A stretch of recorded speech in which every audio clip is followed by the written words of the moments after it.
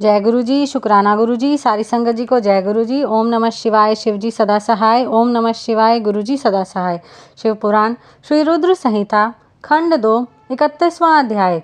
आकाशवाणी। ब्रह्मा जी कहते हैं, हे नारद, जब दक्ष के उस महान यज्ञ में घोर उत्पात मचा हुआ था और सभी डर के कारण भयभीत हो रहे थे, तो उस समय वहां पर एक आकाशवाणी हुई।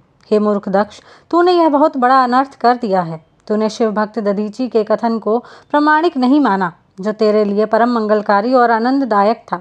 तूने उनका भी अपमान किया और वे तुझे शाप देकर तेरी यज्ञशाला से चले गए।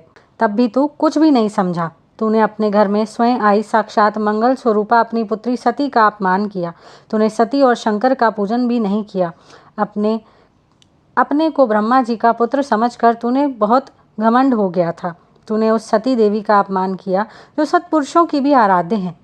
वे समस्त पुण्यों का फल देती हैं। वे तीनों लोकों की माता, कल्याण स्वरूपा और भगवान शंकर की अर्धांगिनी हैं। सती देवी प्रसन्न होने पर सुख और सौभाग्य प्रदान करती हैं। वे परम मंगलकारी हैं। देवी सती की पूजा करने से समस्त भयों से छुटकारा मिल जाता है और मनोवांछित फलों की प्राप्ति होती है। देवी सभी उपद्रवों को नष्ट कर देती हैं। वे ही पराशक्ति हैं तथा कीर्ति, संपत्ति, भोग और मोक्ष प्रदान करती हैं। वे ही जन्मदात्री हैं, अर्थात जन्म देने वाली माता हैं। वे ही इस जगत की रक्षा करने वाली आदि शक्ति हैं और वे ही प्रलय काल में जगत का संहार करने वाली हैं। सती ही भगवान विष्णु सहित ब्रह्मा, इंद्र, चंद्र, अग्नि, सूर्यदेव आदि सभी देवताओं की जननी हैं। वे साक्षात जगदम्बा हैं। वे ही दुष्टों का नाश करने वाली और भक्तों की रक्षा करने वाली हैं।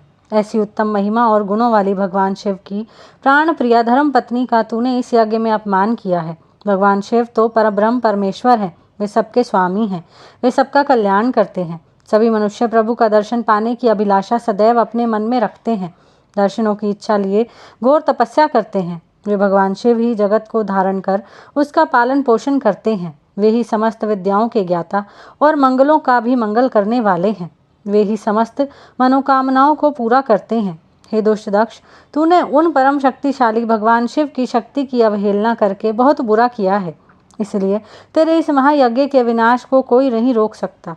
जिनके चरणों की धूल शेषनाग रोज अपने मस्तक पर धारण करता है, जिनके चरण कमल का ध्यान करने से ब्रह्मा को ब्रह्मत्व प्राप्त हुआ है, तूने उनका और उनकी पत्नी सती का पूजन ना करके बहुत अनिष्ट किया है। भगवान शिव ही इस संपूर्ण जगत के पिता और उनकी पत्नी देवी सती इस जगत की माता है।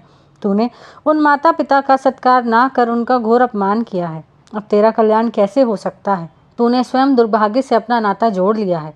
तूने देवी सती और भगवान शिव की भक्ति भाव से आराधना नहीं की।